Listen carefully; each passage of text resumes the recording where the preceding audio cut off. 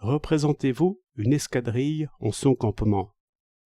Les gros insectes étalés et rampant sur la terre. Les tentes dont les toiles claquent comme des voiles de navire. Passe le noir mécanicien, chargé d'outils et de bidons. Voici les hommes oiseaux, tout lavés, tout parés, canne en main, simples, souriants, amicaux, comme sont des hommes qui n'ont à gouverner que leurs propres mouvements. Puis le commandant, plus sombre de costume, au visage froid et dur, le seul militaire ici. On ne saisit pas toujours la raison de ces différences, ni ce tyran sévère et triste, en ces lieux où l'amitié, l'honneur, l'audace naturelle et l'esprit d'aventure se lisent en clair sur les jeunes visages. Cette guerre serait noble et libre, comme au camp du Tasse et de l'Arioste, si le maître voulait sourire. Mais il ne le veut point.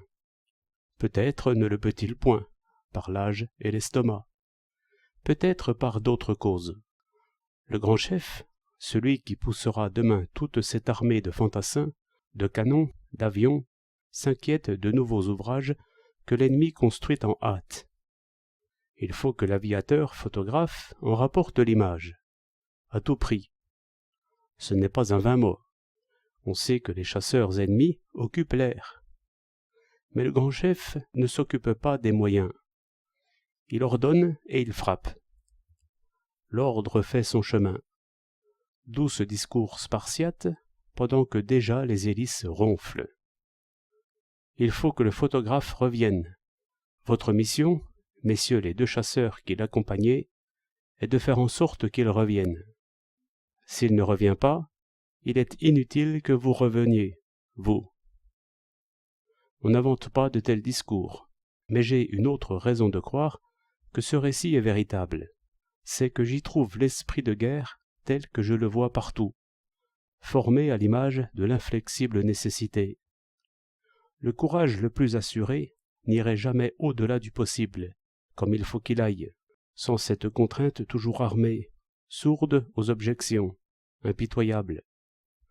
Les choses se passèrent selon ce que le chef pouvait espérer de mieux, d'après les difficultés de l'entreprise. Le photographe revint, on n'eut plus de nouvelles des 2 chasseurs.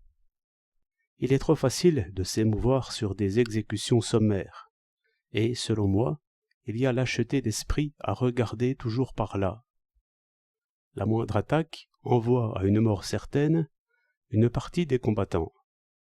Personne n'en doute, parmi ceux qui ordonnent l'attaque. Il y a un risque et une chance à l'égard de l'opération elle-même.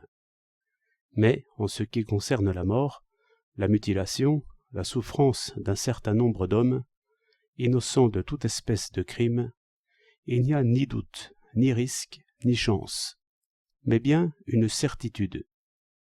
Voilà donc une condamnation à mort, sans examen aucun des mérites et des mérites, sans considération aucune des raisons ou objections.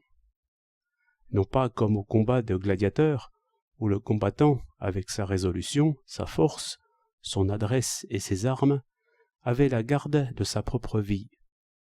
La guerre mécanique en est arrivée à ce point que la mort d'un certain nombre d'hommes, et disons même des meilleurs, entre dans les dépenses prévues de l'entreprise.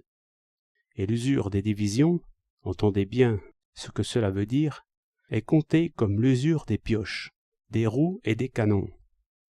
Comme on sait que l'on brûlera un certain nombre de kilogrammes de poudre, on sait aussi que l'on changera en cadavre un minimum de poids d'hommes vivants, sans aucun doute. Or, quand on met un homme ou 2 au poteau, sans considérer les raisons qu'ils allèguent, ni même l'erreur possible, vous dites que c'est très différent.